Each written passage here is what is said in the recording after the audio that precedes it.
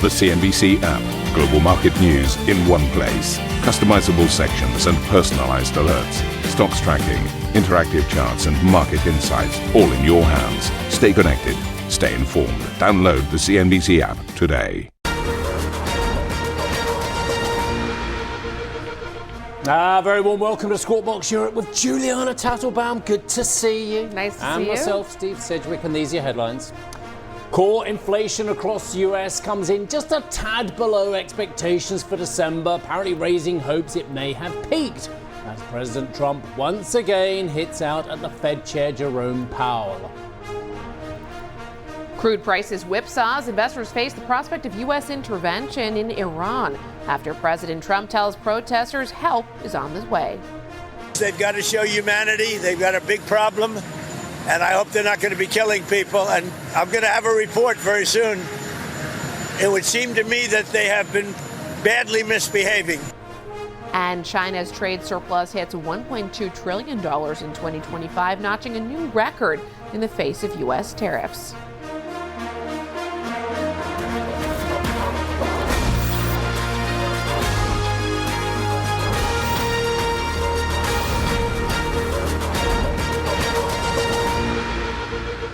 How you doing? Well, good morning.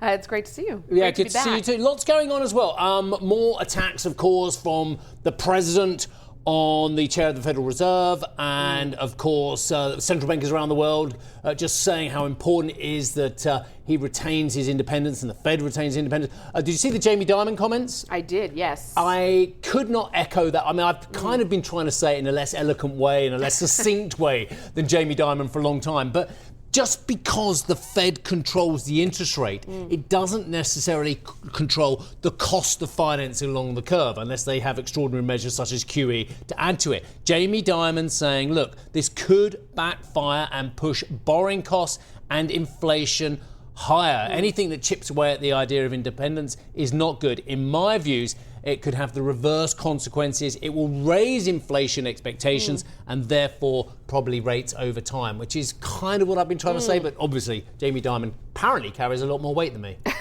Apparently, who would have thought? Yeah, who'd have thunk it? There's also the possibility that it backfires politically, that many supporters of President Trump may think that this goes too far, the criminal investigation into Jay Powell. And we've already heard, some Republican supporters say, this is not what we need right now. Yeah. So certainly there's risks all around. Oh, gosh, all around. And I never thought I'd see a headline that investors look to de-risk from, fill in the country.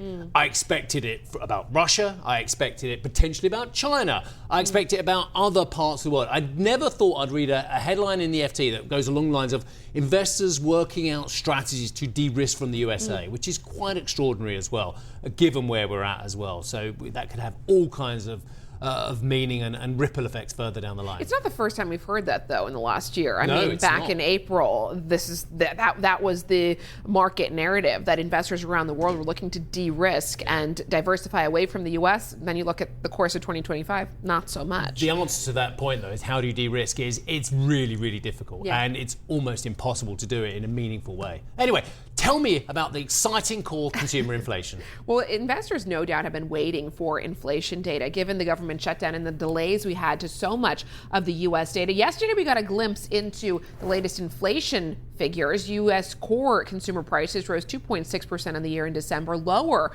than had been forecast, and boosting hopes that inflation is tempering. On a headline basis, CPI was in line with both monthly and yearly forecasts. Shelter, which is a key component of stickiness, which accounts for more than 1/3 of the CPI weighting, was up 3.2% on an annual basis and 0.4% on the month. Now, in terms of what this means for the Fed, options traders are increasingly rejecting the idea of any interest rate cuts by the Fed in 2026. The U.S. jobs data released on Friday prompted a number of traders to push back their expectations for rate cuts. The swaps market still shows a half-point cut for the year, but options flows linked to the secured overnight financing rate paint a more hawkish That is picture. so CNBC, that read, looking in the key details. But actually, if we were more kind of our sister channel, MS Now, we would have, which is, covering it from a different point of view, they would have drilled down, I tell you now, on food prices. Yes.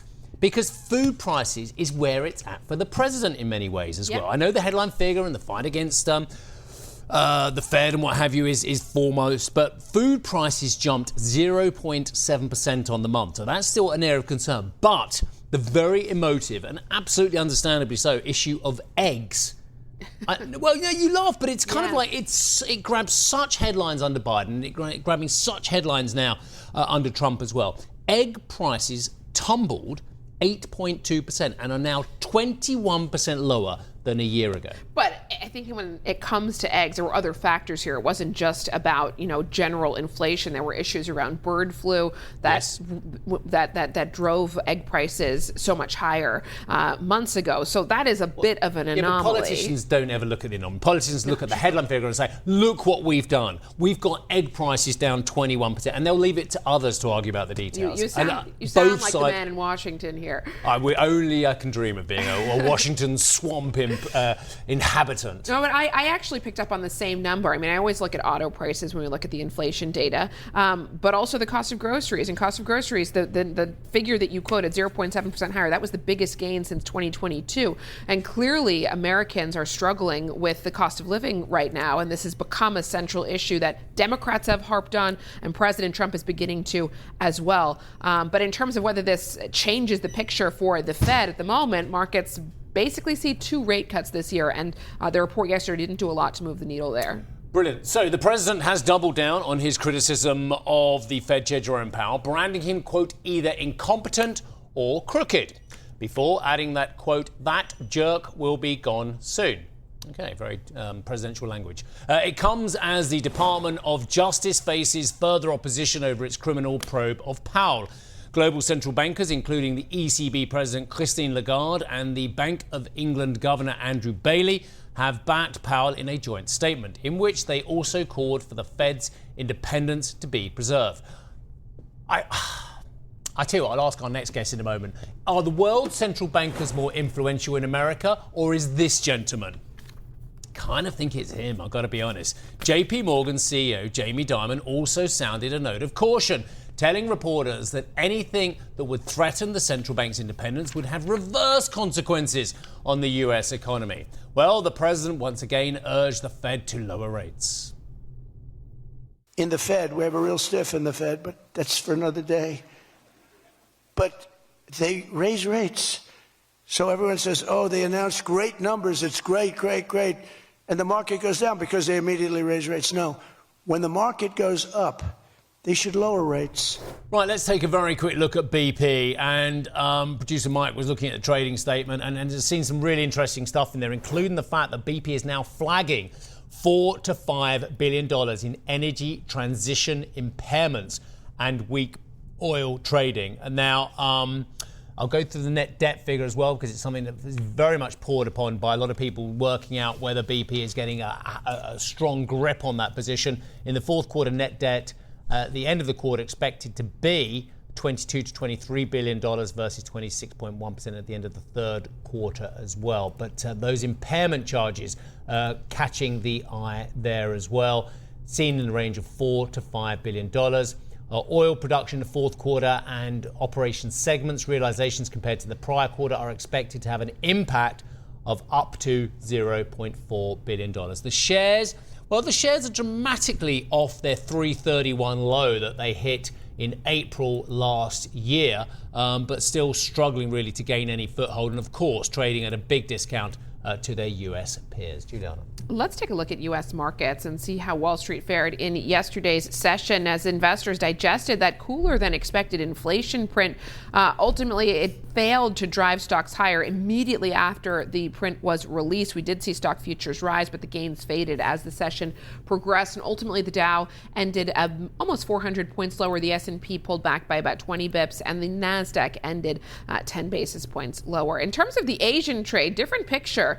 Strong gains in Japan. The Nikkei 225 up 1.5%. Certainly an idiosyncratic story propelling stocks higher in the country. The Takaichi rally getting a boost on reports that the PM might dissolve parliament and actually call for snap elections in February. We're also seeing decent gains in Hong Kong, the Hang Seng up about 0.5%, the Kospi in Korea doing well this morning. A little bit of a pullback, though, in mainland China with the Shanghai Composite down about 0.4%. Some interesting trade data out of China. We're going to go through it in a little bit more detail later in the show. We got a great guest coming up for you on the Asian economies. Now, in terms of European markets, here's your early look at futures. You've got a mixed picture, fairly muted trade at the start. That's what's indicated at this point. And now in terms of U.S. futures, here's your early look at Wall Street. We are looking at further retreat. The Dow looking to pull back a further 120 points at this early hour, and the S&P and the Nasdaq also looking to open on the back foot.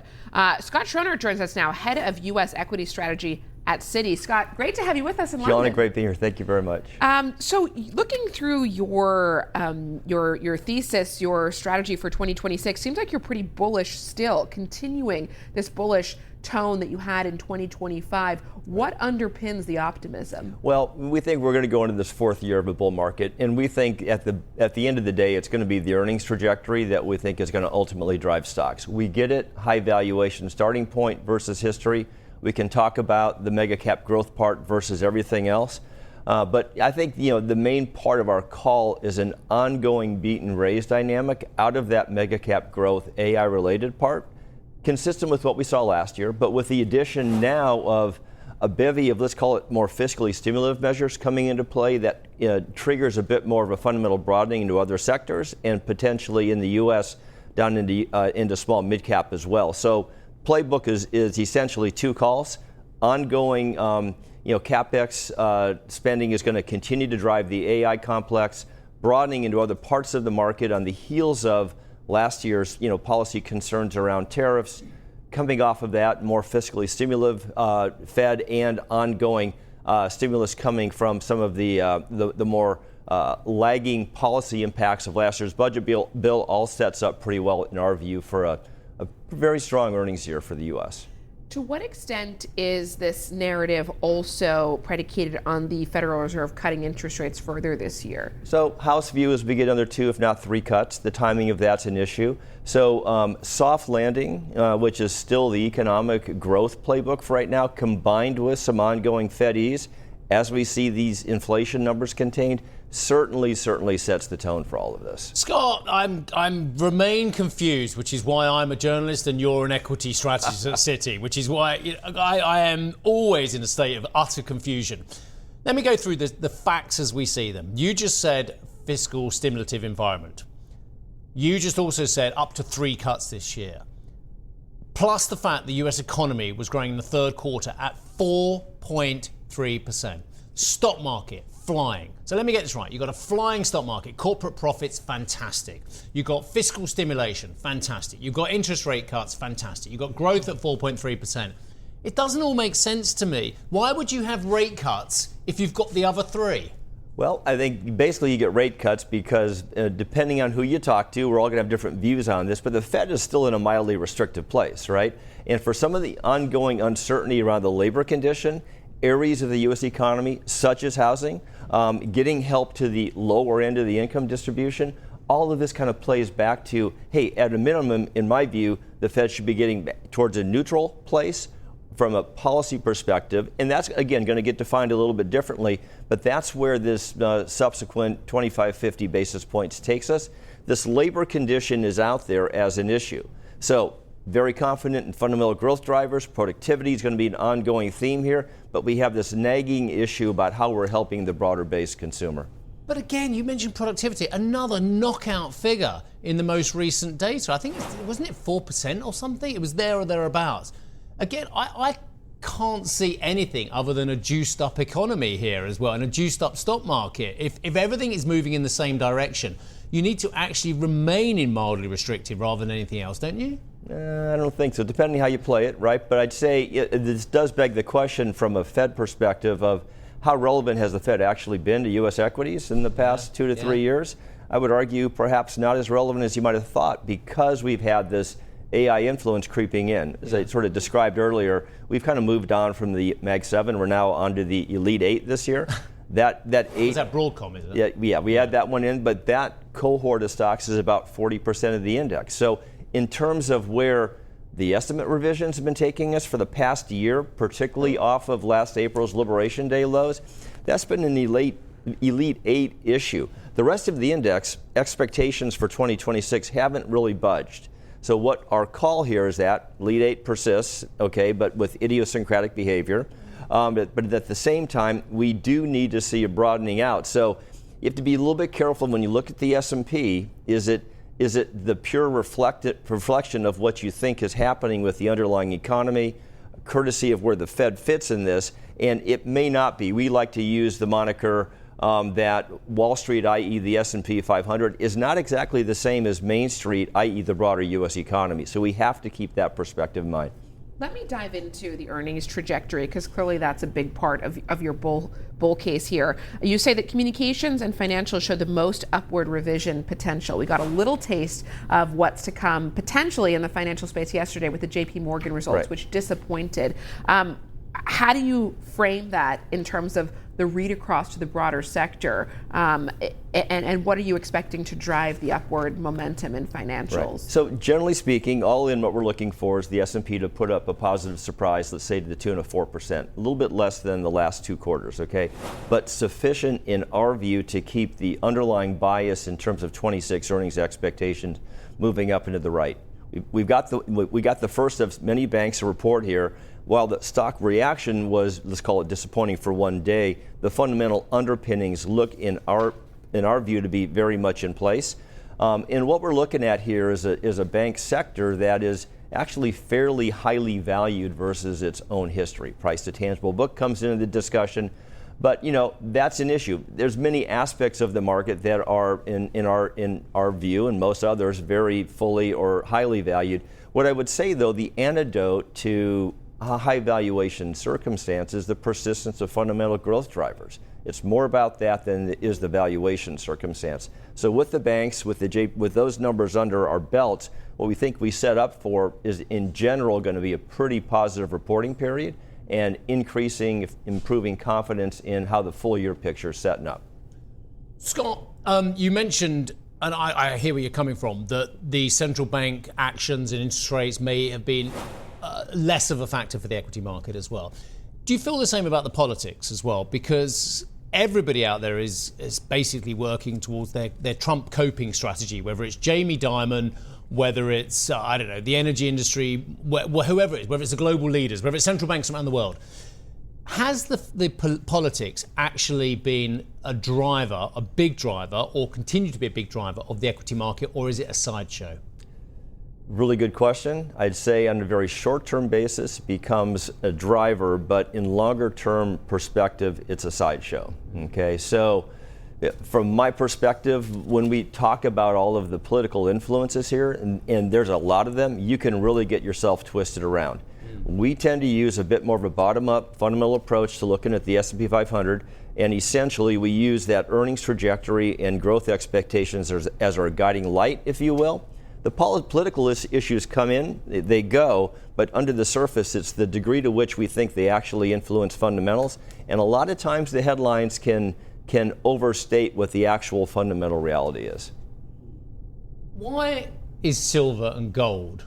You're an equity guy, okay? So that's why I'm going to ask you about commodities. Yeah. Why is silver? Silver has just hit $90. Yeah. This is a trade that couldn't get above 30 for decades. The big comment was, and I made the comment with the precious guy yesterday, precious metals guy, he was quite precious as well, was you can't get above 30, now you're going to go to 100, Why are they telling us that the equity market and the bond market are ignoring, or actually, someone got this trade wrong? Yeah, so this is Scott, the equity guy, right? Yeah. So a little bit different than a commodity strategist. This is Steve, the journalist who doesn't understand the equities. So, what do I know? So, after we get past more buyers than sellers, we'll kind of get on to the way I see it setting up is that we have an expensive and extended U.S. equity market, a lot of issues, political and related around it. There's an ongoing issue out there about the deficit, about dollar debasement and so forth.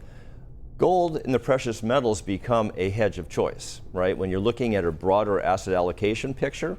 And so my more simplistic view on this is that if Scott, look at that. I've got it on you.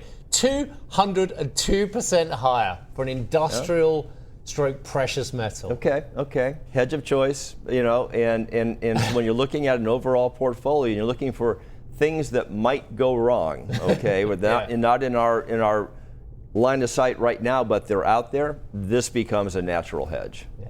Scott, you're a good sport for taking Steve's commodities focused question. Yeah, my understanding, my favourite one is when you ask a corporate bond guy about the equity market. He goes, I do corporate bonds. I'm like, they are kind of related. They have a synergistic relationship. Oh, no, I do corporate bonds. I can't do equities. But at least Scott gladly took up the baton. Well, Scott, let me let you in on a little secret. This is the sorriest trade of Steve's year of 2025. So he's got a bit of a gripe with the silver rally. Well, I'm not sure, that's for sure. Scott, thank you for coming in. It could have been a retirement trade. Try again. Better luck this year. Scott Kroner, head of U.S. equity strategy at Citi.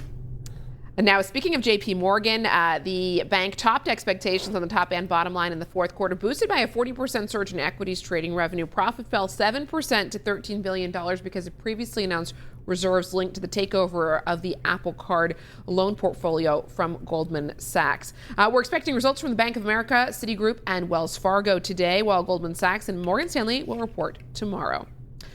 Coming up on the show, we've got a lot for you. Help is on the way for Iranian protesters, according to U.S. President Donald Trump, who says he canceled meetings with Tehran over their continued response to the unrest. Dan joins us with the latest. Plus, China's annual trade surplus hits a record after a surge in exports in December smashed expectations. We'll discuss with HSBC's chief Asia economist, and Trump continues his campaign against Fed Chair Jerome Powell, even as concerns over the Fed's independence prompt a global backlash from central bankers. Former ECB President Jean-Claude Trichet will give us his take on the situation at 8:30 a.m. GMT, while Olli Rehn, the governor of the Bank of Finland, who signed the pledge as part of the ECB, will join us at 9:30 GMT.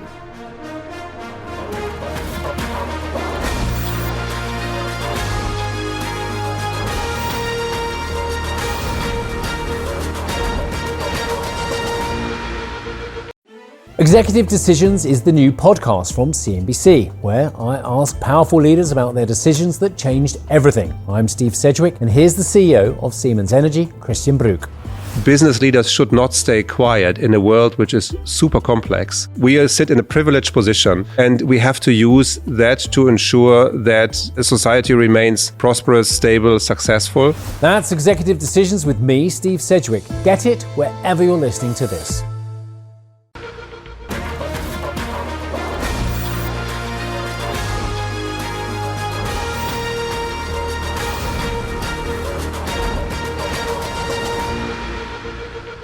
Welcome back to the program. Foreign ministers from Greenland and Denmark will meet with U.S. Vice President J.D. Vance and Secretary of State Marco Rubio in Washington today. Copenhagen and Nuuk presented a united front at a joint leaders press conference yesterday, with Greenland's Prime Minister reiterating his rejection of U.S. control. En ting skal alle forstå. One thing everyone must understand is that Greenland will not be owned by the United States. Greenland will not be governed by the United States.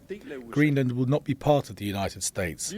We choose the Greenland we know today, and which is part of the Kingdom of Denmark. Nice of him to dress up for the press conference. Looks like he's just going out for a run, doesn't he? Right, let's move on. And for more on what's at stake as Greenland and Denmark prepare for their White House showdown, check out CNBC.com. The US President Donald Trump has urged Iranians to keep protesting, saying that help is on its way as he weighs his response to unrest sweeping the country. In a post on Truth Social, Trump said he had cancelled meetings with Iranian officials until the, quote, senseless killing of demonstrators stops. Trump also warned Tehran of very strong action if protesters are executed. More than 2,500 people have been killed as of early Wednesday, according to the US-based human rights activists news agency. Speaking to reporters yesterday, the president was asked whether he'd like to see democracy in Iran. Ideally, you'd like to see it, but what we want to see is we don't want to see people killed, and we want to see a little bit of freedom for these people. These people have been living in hell for a long time. That used to be a hell of a country. I have friends that used to invest in Iran, and they did well with their investments. It was a great place. The people were great. Even the leadership was good. And now it's living in hell. Let's take a look at the oil price. Actually, a strong rally off the recent lows, as you can see on the screen there. Crude prices surging in yesterday's session amid fears of supply disruption in Iran, which is OPEC's fourth largest producer. But today, just seeing a little bit of that premium coming off the price of WTI and Brent. But again, look, I mean, this is a big rally, no doubt about it. Brent was touching $60 a couple of sessions ago, and WTI was as low as, 56 handle as well. But Dan joins us now. Dan, very interesting listening to some of the key commentators. The president is saying keep protesting, help is on its way. But actually, actions from the US in Iran could be limited because, as we saw with the 12-day strikes from Israel and to a certain degree the US last time round, if you have external strikes, they tend to galvanize the opposition and indeed the government to be on the same side against an external threat. Indeed, and it was interesting to also see President Trump saying the Iranian regime will pay a big price here following this brutal crackdown that we've seen on demonstrations. And as you say, Steve, one rights group estimates that these demonstrations have now left more than 2,000 people dead. So the death toll on the ground is really uncertain at this point. But clearly the situation inside Iran is deteriorating, and this is something that the US president is watching very closely. Of course, global investors also watching this closely as well. That pressure also now spilling over into global trade. And I spoke with the UAE's Minister of State for Foreign Trade as Washington moves ahead with this threat to impose 25% tariffs on any country doing business with Iran. This is really critical because the UAE is Iran's second largest trading partner after China. Here's part of our conversation. Listen to this. Details of the announcement still not clear, which we're trying to explore and to investigate further on the how this is going to be implemented. As you said, with the second largest trading partner with Iran, and they're one of the main provider and supplier for many of our commodities, especially when it comes to food products. And we have to as well evaluate what are the consequences of disturbing the supply of many of the products and commodities that comes from Iran. Now, there's no clarity, but if we're going to see the pros and cons from both actions that could be taken by any nation, not only by UAE, but also we have to see that is this going to affect the supply of the food products or some of the products that comes from Iran? Is this going to affect the prices and the consumer availability and how much they're paying to have the alternative? Third one, how that is going to affect the soft power that we're having with Iran, because Iran is our neighbor, and we have to make sure that as well we're providing the right commodities to their people. You heard there, the key question now, the minister said, is whether any tariff move could potentially disrupt supply chains or push up prices for consumers, and how much more expensive alternative sources could be as well. The UAE, of course, also analysing the potential impact on its own exports to the US, particularly aluminum, which is already subject to that 50% tariff as well. Meanwhile, also interesting to see the Wall Street Journal reporting that Gulf and Arab leaders, including Saudi Arabia, have been lobbying the Trump administration against a strike on Tehran, as the president, of course, considers his own options on what to do next. It would seem as if the Gulf leaders are suggesting that they would not like to see, of course, this conflict continuing. Of course, here in the region, the focus has been on following the president's mantra, which is one of peace and prosperity. Of course, if it is indeed the case that we are seeing a louder voice coming from the Arab region calling on Trump not to conduct these strikes, then perhaps the path of least resistance for the president would be to move forward with stronger economic sanctions on Iran. And as you've just heard, of course, that could also have significant consequences across the region as well.